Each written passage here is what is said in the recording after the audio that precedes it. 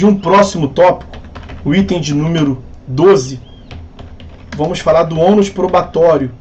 Ainda que eu passe um pouquinho do meu tempo, aliás, eu lembro bem que no último encontro eu deixei alguns minutinhos sobrando, vou pagar agora aqui com os senhores, tá? Ônus probatório. Vamos lá, muito rapidamente. Bem objetivo para não tomar o tempo dos senhores. Nós vimos que produzir prova, o direito probatório, é um direito da parte, que decorre do acesso à justiça, do contraditório. Seria inócuo permitir que a parte fosse a juízo alegando sem que ela provasse. Então há o direito de prova como uma natureza instrumental, como um caráter instrumental de comprovação das alegações. Ok. Só que, além de ser um direito, é também um ônus. O que nós falamos sobre o ônus? O ônus é uma conduta, a princípio, facultativa, que o seu descumprimento gera uma consequência processual desvantajosa. Uma desvantagem. Então, por que produzir prova é um ônus também? Porque quando você alega e não prova, você assume uma desvantagem processual, que é o juiz vai presumir que aquilo que você alegou não é verdadeiro. É o contrário da presunção que nós vimos até agora, né? O juiz vai presumir, é uma presunção de não veracidade. A regra de ouro que nós temos, aqui para ser o mais objetivo possível, dentro do tempo que nós não temos, né? Tempo que nós não temos, na verdade, é que quem alega tem que provar. A regra é essa. Aquele que alega tem que provar. Eu digo regra porque não é apenas esse o modelo que nós temos. Nós temos, portanto, um sistema híbrido de ônus de prova. Sistema híbrido de ônus de prova. Porque é mais de um. Nós temos um modelo estático de ônus de prova, que é o que se encontra no artigo 373, incisos 1º e 2º.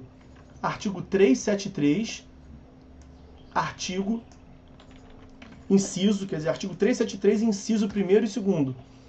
O ônus da prova incumbe ao autor quanto ao fato constitutivo do seu direito.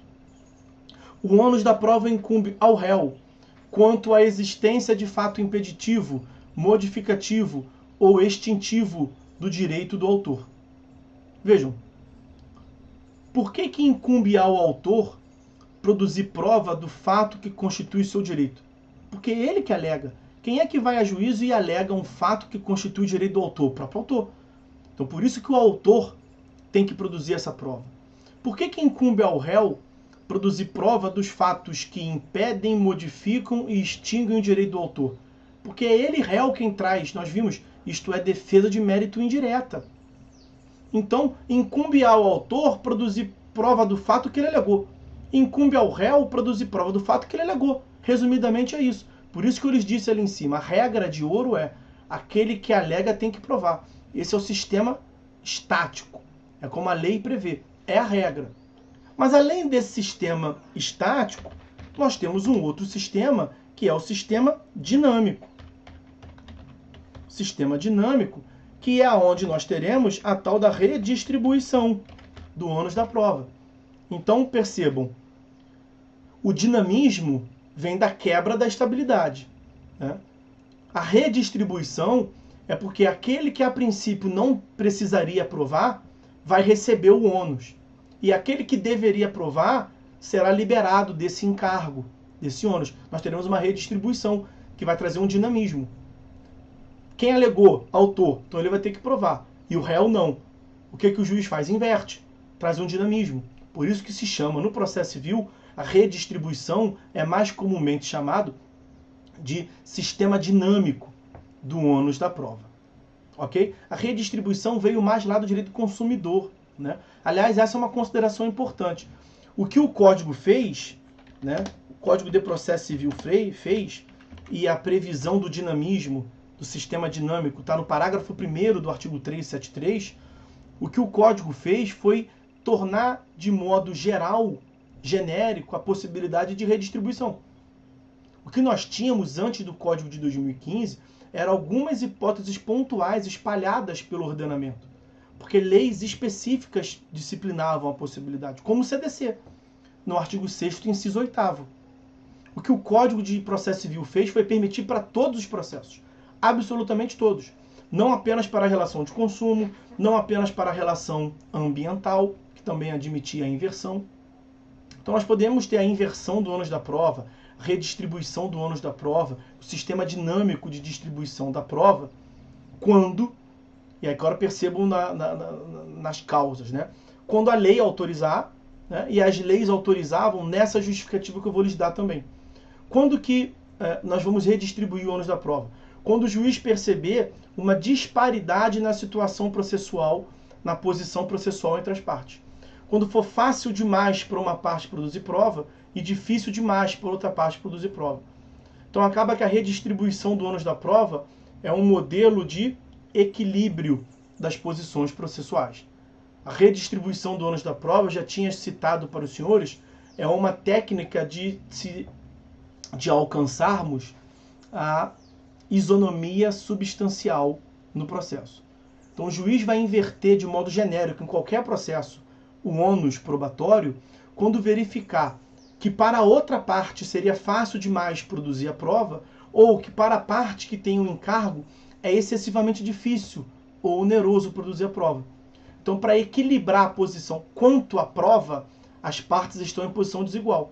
Para equilibrar, o juiz redistribui. Agora percebam, eu vou depois trazer o 373, parágrafo 1º e 2º e a gente termina. O parágrafo 3º, né, para complementar o parágrafo 1º, o parágrafo 3º diz que as partes podem também, consensualmente, estabelecer um pacto de inversão do ônus da prova. Ok?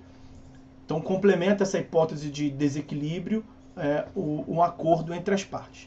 O parágrafo 2º vai dizer que as partes, que o juiz não pode, ao inverter o ônus da prova, o juiz não pode gerar um outro desequilíbrio.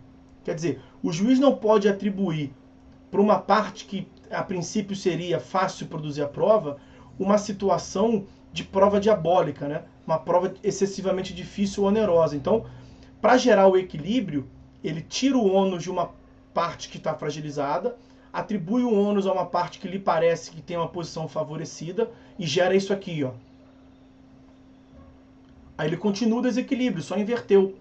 Ele não pode atribuir, quando da inversão do ônus da prova, a outra parte que vai receber o encargo, uma posição absolutamente impossível de alcançar.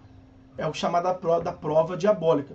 O que se espera da redistribuição das provas é isso aqui, ó, um meio termo.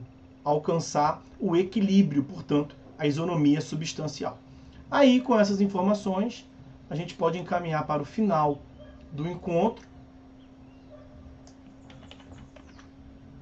trazendo aqui o parágrafo 1º, 2º e 3º. Olha, nos casos previstos em lei, como eu disse, Código de Defesa do Consumidor, legislação ambiental, ou diante de peculiaridades da causa, e as peculiaridades da causa podem dizer respeito à impossibilidade ou excessiva dificuldade de cobrir o encargo nos termos do caput. Então, aquele que alegou, o autor ou o réu, que deveria, em regra, produzir, ele tem uma excessiva dificuldade, uma impossibilidade de cumprir o encargo, de produzir a prova.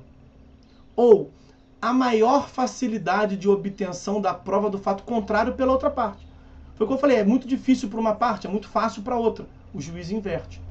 Então, nesses casos, né, poderá o juiz atribuir o ônus da prova de modo diverso, desde que o faça por decisão fundamentada, caso em que deverá dar à parte a oportunidade de se desincumbir do ônus que lhe foi atribuído. Isso é importante.